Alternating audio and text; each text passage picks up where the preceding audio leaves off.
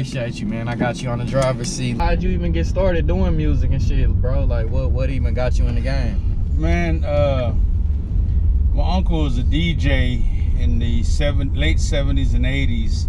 Yeah. And we used to go to my grandma's house every Sunday and just hang at my grandma's house. And he had his DJ room in the back. Yeah.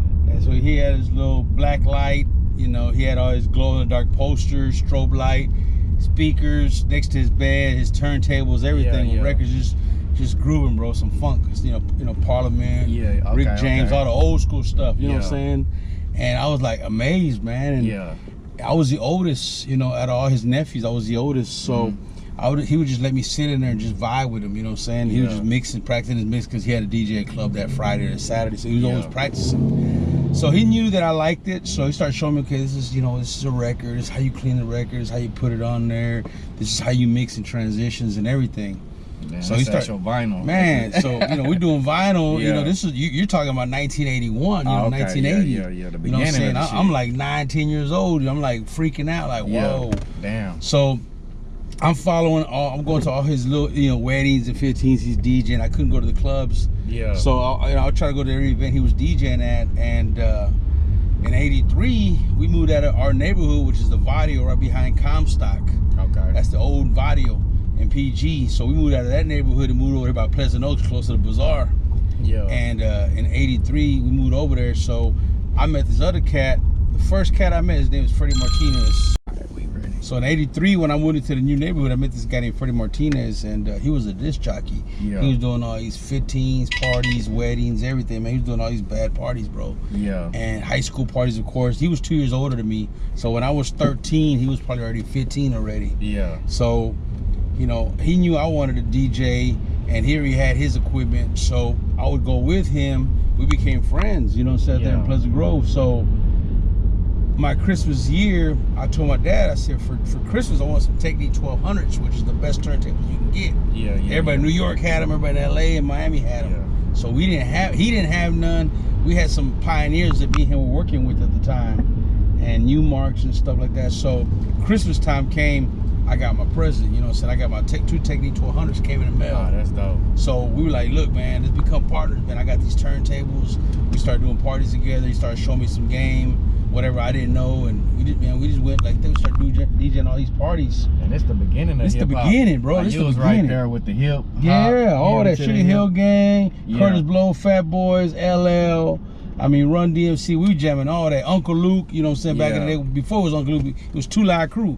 You know what I'm saying? So we were jamming all that stuff. So damn, so you was there from the beginning. Man, hip hop, music, bro. Real hip hop story. Exactly. So people don't understand, man.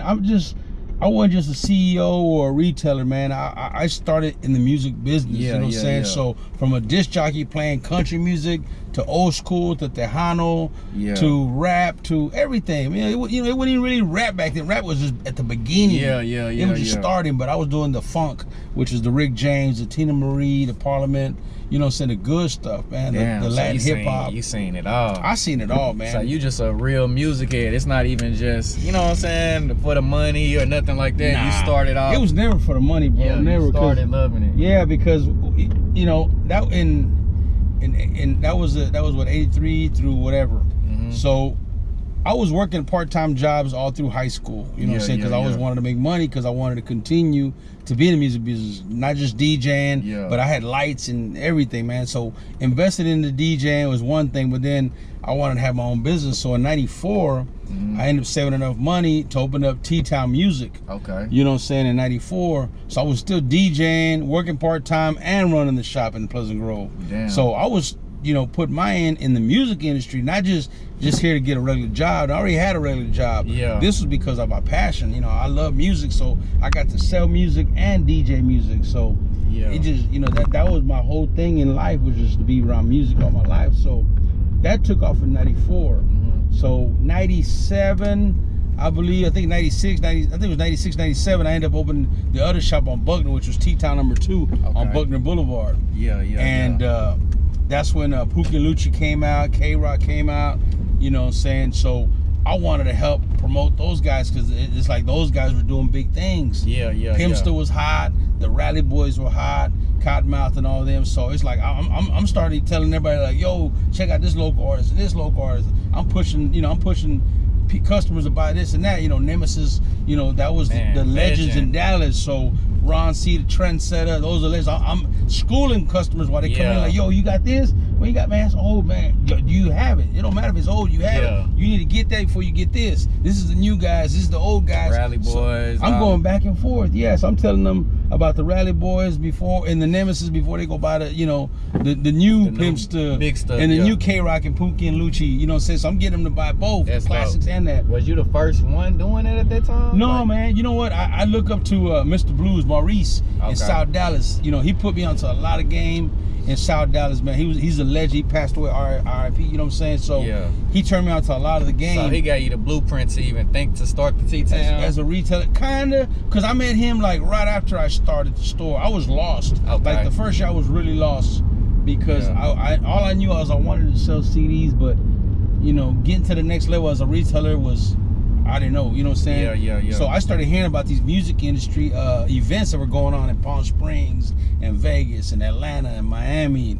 I started going to these things. I started flying out there, going to these things. And then I started meeting different people. I got to meet George Daniels, which is the legend in Chicago. He's the one who put, of course, R. Kelly out in the forefront of Chicago. So, so I started meeting these major retailers in the business. So they started giving me game. I started connecting phone numbers with these guys, and I would ask them questions, saying, how do I get my music early? How can I get the artists to come by my shop? How can I get, free promo for my stores, like posters and flyers, or even, at the time, cassette singles to give away to customers when they buy a full album. Anything to bring the customers in, they were giving me the game. So, I met another retail store here in Dallas, Cap at the Bomb. I met his brother Ed, I know Cap, Ed Bell and Cap Bell. I met them at Big T, and we became real good friends, like family. So I met them. I started networking with them. I met Henry Barnes at Wynwood Village, Sound City. So I'm networking with all the retailers. So all of a sudden, like, you know what? I need to become. I'm a mouth to retail. Let me create a coalition. Because I'm going to all these conferences and meeting all these retailers around the United States.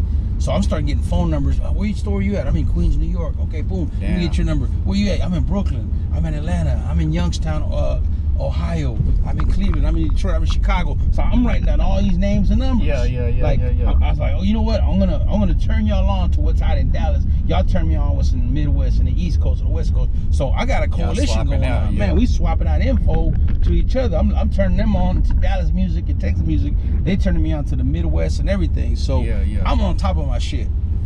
So. And it's like 95. Man, this is like 95, 96, 97, 98. Okay. So 98, the beginning of 98, 97, 98, I meet OG Ron C. He's like, yo, man, I got this movement going on in Houston, man. We're on the north side. We're not on the south side. DJ Screw right there, south side, but we're on the north side. We started our own thing called Swishahouse, man. It's OG Ron C, Michael Watts, you know what I'm saying? And it was G-Dash. Said those are the three cats that started Swishahouse. Like, man, we need to get our music out here, bro. We need you to help us push the music. We need to get that Dallas market. Dallas is a buying market.